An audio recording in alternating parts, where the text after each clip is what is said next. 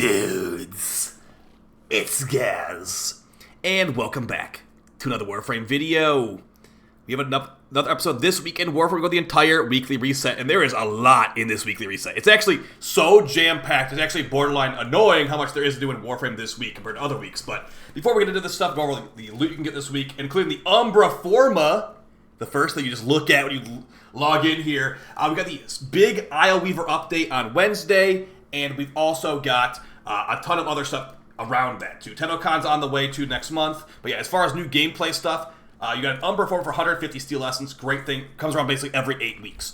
Now, as far as what's happening on Wednesday, the Spider Frame's coming out. The new game mode, 8 Claws, is coming out for the Deviri. And in that event, and clan event for that matter, 8 Claws, you'll be able to farm Pathos Clamps. A relatively annoying resource to farm usually. You'll be getting a ton of them while you farm 8 Claws. So, if you go over to this Dormazone spot, which is also a weekly reset item here, this store over here will rotate on a weekly basis. So, if you farm the event, you'll be able to come to this vendor every week and buy this every week. That's what I'm looking at for the event. But yeah, as far as what you got over here, you get things like rifle ribbons, some secondary Archon adapters. This could save you a lot of time and plat and steel essence over time. So yeah, it can be pretty nice here. So yeah, as far as best stuff here, rifle ribbon. But yeah, guys, we're also live on stream right now with some giveaways. So we're doing some Omniforma bundle giveaways. I've got a prep guide that came out about 3 or 4 days ago on the new update if you want to check it out. But yeah, big things. Basically, being in a clan will help you a lot. Having some good frame builds will help you a lot.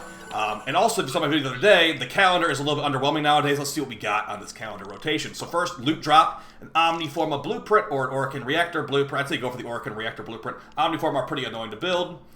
Next, you got a singular Arcane or a secondary Archon adapter. Go for the Archon adapter. It's a good amount of value.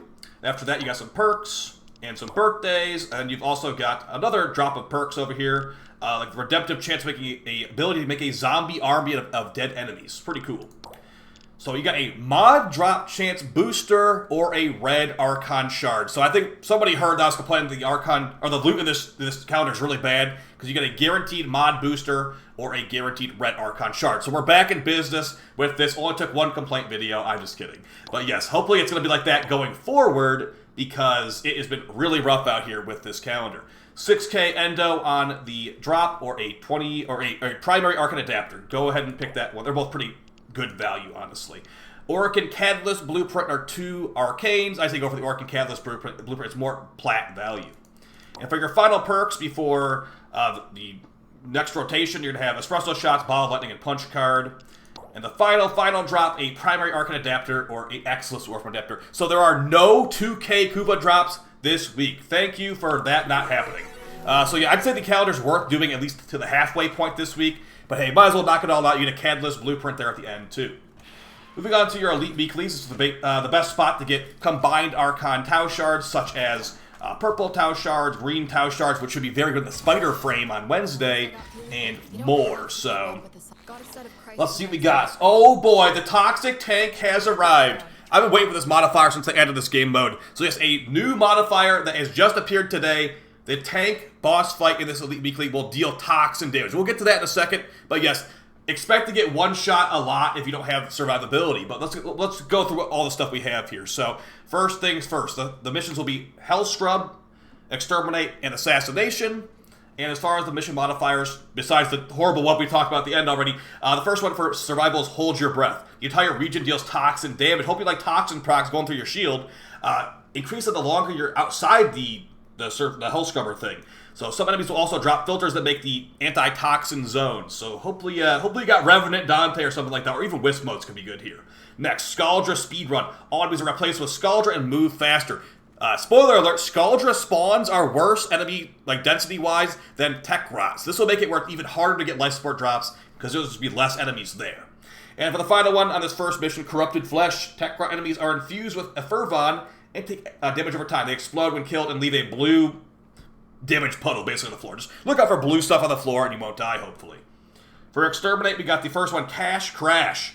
Better get that Scaldra Cash, or it's going to be 400 enemies plus to complete the mission. So basically, if you don't get the cash, it doubles the kill count, and it just makes the mission really, really annoying. Next, Foggy Fall. A fog limits vision throughout the mission zone. Vision, mission. So basically you can't see anything in front of you. So that's going to be very annoying. Maybe some graphic setting changes can make it where you can actually see through the fog, but yeah. Next, Arcade Automata. Enemies' guns launch slow-moving projectiles than their usual stuff, but they can hit pretty hard. And for your final mission, the Toxin Tank of Evilness. Oh boy, it's really evil this week. You got Vampire Luminous too. Okay, so Toxic Tank. The tank has a toxin aura, leaves toxin trails, and all of its attacks are toxin damage. So get the Reddit post ready, get the forum post ready. It's about to be literally impossible as you put it. So have fun with that one. Maybe don't put every modifier on, or just bring Revenant or something. But there's 2 more modifiers actually in this mission. Balloon Fest. Scaldra Harbingers are more numerous, attack, and move more quickly. So the sniper balloons will be shooting at you a lot faster. And the final modifier, that is going to make you cry even more. Vampire Luminous. Slow-moving Immortal Vampire Luminous will hunt you down and drain your energy and your health through your shield. So you're getting Toxin proc by the tank, and you're also getting drained by the Luminous. So you are going to die really, really fast. So really, hopefully you get a Dante. These frames over here are not looking too hot for this, but I'll have to make something work. Maybe Gloom will work. Maybe Equinox's ulti will work. But either way, for your personal modifiers, hypersensitive means triple duration of negative procs, like Toxin procs. No operators allowed. What is this? What is this ETA? Transference Distortion, no operators allowed. Lethargic shields, you have 500% increased shield regen, so your shields are really, really worthless. And ammo deficit, no ammo allowed. So at least I got the Nanoruke with infinite ammo. But yeah, guys, a really, really rough looking ETA. Come on, stop by the live stream if you see this, and we'll be probably suffering alongside you doing this mission. Moving on to the other planet, I guarantee you the other planet will be easier than that, because that Vampire Luminous there was an extra slap that was not really needed. That felt personal there with the final modifier being Vampire Luminous with the Toxin Tank. And a reminder too, that is the first time that's appeared, so yeah, as far as on Wednesday, though, there will be a ton of stuff to do with the new game mode and some new augments. Oh, I forgot to mention, too, there's so much stuff to talk about. I'm getting the new Simular augment tonight, too, so expect a Simular build video with the new augment tomorrow. So it's looking pretty good. I mean, I don't actually have it, but for the test build I've been using with an open mod slot for the augment, it's been really hitting hard, so excited for that. Okay, so we got the EDA over here, which gives a little bit worse loot, but still pretty good loot. With the mission types as follows: Disruption, Alchemy, and Survival. You need rank 5 to do these missions, and the other planet 2 to do the ETA. But yeah, as far as your modifiers here for Disruption, enemies can target and destroy the conduits. So when you're doing Disruption, usually those conduits are immortal for the most part. They're going to attack the conduits now, so treat it like a mini mobile defense, sort of. Next, Commanding Culverins. Rogue Culverins equip weapons that deal more damage to Overguard and Necromechs. And the final one, Explosive Potential. Rupturing Fragments replace Shuffling Fragments. That basically means exploding enemies. So basically, keep the conduit clear of enemies, because if you kill a armed enemy on top of it, they'll explode and probably one-shot it. So really, really careful in that first mission. That might be a little bit dangerous to you. Next, Alchemy. Alchemic Invulnerability. 10% of the enemies are equipped with an impervious barrier that can only be damaged by the correct Amphor element. I really don't like this modifier. It just basically means there will be a bunch of invincible enemies walking around being entirely invincible. If you find the correct grenade field, I mean, you can technically throw it at them, but yeah, just basically, there'll be a bunch of enemies walking around this mission. Just accept it. Next, Fortified Foes. Guardian Eximus units may be encountered, including Guardian Eximus mechs. And the final one, Bold Venture, which is the most free modifier here, thankfully. Enemies deal less damage and take increased damage, but also increase movement speed, attack speed, and fire rate. And for your final mission, Survival, the first one's Hostile Support. The life support tower delivery system is disabled, but mechs will spawn every 90 seconds, giving life support when killed. So get ready to hunt some mechs. Hey, look, Vampire Luminous again, because that's the best modifier in the game, apparently. The Vampire Luminous have returned. They're done harassing you on the Hex. Now we're on the Cavia, getting drained through our shield. So they're back again, hunting you down while you're trying to kill that mech. So you're going to be fighting a damage attenuation mech while you're being drained by a Vampire Luminous. And what's the final modifier? Slight enemies burst and void energy, so enemies will explode when killed as well. So a very, very nasty one over here for this final mission. Not as nasty as the other one, though, the other planet. So as far as the modifiers, Gear Embargo means no gear allowed. Undersupplied means ammo is massively reduced. Lethargic Shields is back again, that make you have pretty much no shield regen. And Energy Exhaustion means you have your energy drained with each enemy nearby you. But reminder, Overguard can stop this drain. So yeah, if you don't like EDA and ETA content, this is not the week for you. So maybe just go watch people suffer through it, because it potentially might not be worth for you to do that. We got Bird 3's Amber Archon shard over here, which is going to be for 30,000 reputation if you're at rank 5. So yeah, even going further, guys, like I said, the singular augment will be available for me tonight, and I'll have a video on it tomorrow, but I'm thinking it actually might be really, really strong, because it's going to change the functionality of the weapon massively. So as far as your Nightwave challenges, let's just focus on that right now, before we go over the Incarnon stuff. You've got Nightwave challenges as follows. Complete 5 Syndicate missions, good thing I saved those. Complete an Isolation bounty in the Combian Drift on Deimos, will basically do a Necromech Vault. Antiquarian is your first Elite Weekly. Complete a relic open of each type: Lith, Meso, Neo, and Axii. And the last one, Day Trader. Complete 3 wagers in a row without letting the enemy score in the index. So go back to the index, basically. Permanent Weeklies, 30 Eximus. Complete 15 missions. And kill 500 enemies. For your Cret Offering store, there's no real rush on doing this stuff, guys. I'm just pointing it out that it's available to you.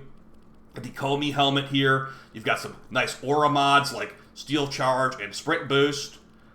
So pretty good stuff there, and some other Nightwave, some other Conclave augments down here, like Double Tap for the Latron.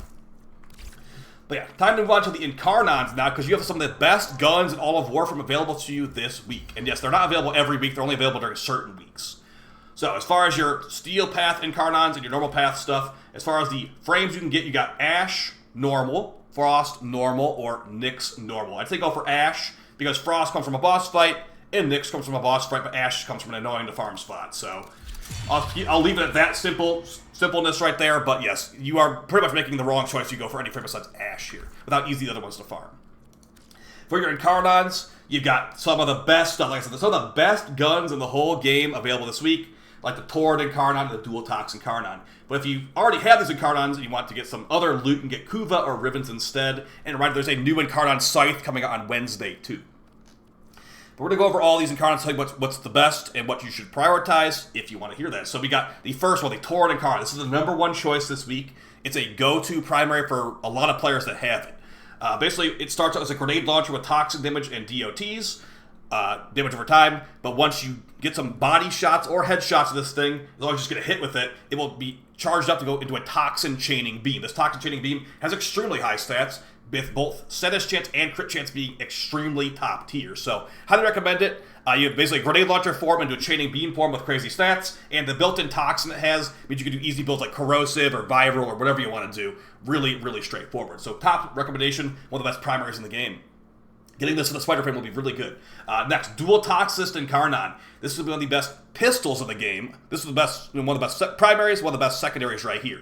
Why is it so good? Well, after you get some headshots, you go to a full auto mode with Ricochet. What it means when it says Ricochet, when you hit an enemy, it will chain to nearby enemies and hit them with that damage as well. So this thing's really, really good for chewing down or like eating through level 10,000 enemies in like literally one bullet. It might be like really fast firing, but it can kill enemies in one bullet that quickly. So also, when you get some headshots on this thing, it gets a built-in toxin. So just like the Torrid, some built-in toxin, making those builds really easy to put together because you can like corrosive on this thing really, really easy. It's just electric mod.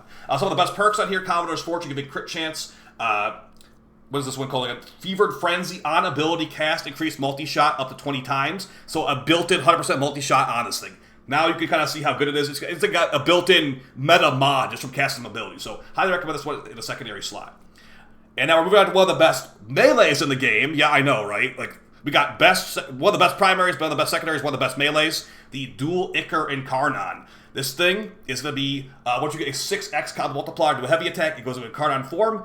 On Incarnon form kill, it will make enemies turn to a Toxin Cloud. Additionally, that Toxin Cloud can be altered by your mods on your build, so if you want to make it a viral Toxin Cloud, or like a corrosive cloud or whatever, you can totally do that. And additionally, enemies walking these clouds are pretty much AoE, so you're going to be doing a ton of kills. I'd say it's basically, do you already have a good secondary you like? Then maybe don't go for the Dual Tox, maybe go for the Dual Ichor or the Torrid. Do you already have a good primer that you love? Maybe still think about the Torrid, but you go for the Dual Toxis, the Dual Ichor. Some of the best weapons in the game, guys. You can only choose 2 of them per week, but you should be able to buy them once the new update comes out on Wednesday. Just a reminder on that one. But yeah, great weapon for causing lots of AoE damage with melee. The Miter Incarnon, I love this thing, but it's kind of hard to compare it to these other weapons over there because it doesn't have any built-in toxin. It does have built-in heat once you go to Incarnon form, but yeah, after you get some headshots with the Miter, the Saw Blade Launcher, it goes to Incarnon form, which makes the Saw Blades become homing and bouncing heat damage explosions, so that can be really strong. It's very good for Acolytes with the massive crit it has. Also, there's an augment for this thing, where you can actually pop Nullifier Bubbles instantly with the Neutralizing Justice Augment Mod. So very high in crit, but also a very clunky weapon. You only get like 20 bullets in this thing, so would recommend it as your number 1 choice unless you just love the Saw Blade Launcher idea. It's like probably like 4th or 5th place this week. And for the final Incarnon this week, at the Atomos Incarnon, is a chaining fire beam in its primary form. Once you get some headshots with this thing, it goes to Incarnon form, getting some high-powered grenades. Basically, extremely high crit grenades. They have massive AoE. And yeah, just let you basically destroy Acolytes with 1 hit. So highly recommend this thing if you want a pistol that has multiple good fire modes. But the downside of this thing is that it's a relatively short beam range pistol with like right here, Moonrise Velocity gives you 7 meters of range. You need this on this thing. And also, it needs headshots. Unlike this thing over here, the Torrid, which requires body shots, this thing requires headshots, and it chains nearby enemies, and it does not chain to nearby enemies on their head. So it changes their body and kills the potential headshot enemies you're going to go for. So because of that, it's viewed as a little bit annoying to some players, but I like it a lot. So as far as number 1, number 2 this week, guys, number 1, Torrid, number 2, Dual Tox. But like I just said, if you already have a melee you love or a pistol you love and you don't want to go, it's like I already made my my Furious Incarnate. I don't need the Dual Tox right now. Then go for Dual Ick or Torrid instead. And the list goes on. As far as number 1, 2, 3 though, Torrid, Dual Tox, Dual Icker. Number 4 and 5, probably Miter. The order you see on screen basically is what I recommend to you guys. But yeah, really up to you of what you actually have. So that's going to be basically it for the weekly reset. I'm pretty sure we already did the Nightwave stuff. So yeah, guys, expect that similar augment video out to. Oh no, I forgot the Archon hunt. How could I forget the amazing Archon hunt of the Wolf Archon here with the red Archon shards and give you some Tau reds. Also, the mission types are Spy, Defense, and the Final Boss Showdown. So definitely grab these. It's going to be great on the Spider Frame. I'm probably going to put green shards on the Spider Frame. But yeah, you can't really get green shards from that. Now we're done with the reset. I'm going to see you guys in the next video. I appreciate the support. Expect a ton of coverage on the new update. I'm going to actually probably put this range invigoration on Araxia after my video comes out, which will be. So I'll do a no invigoration Araxia video. Then I'm going to throw this range invigoration on Araxia after that. So should be really, really nasty. So see you guys next video. Appreciate the support. Take it easy. Peace.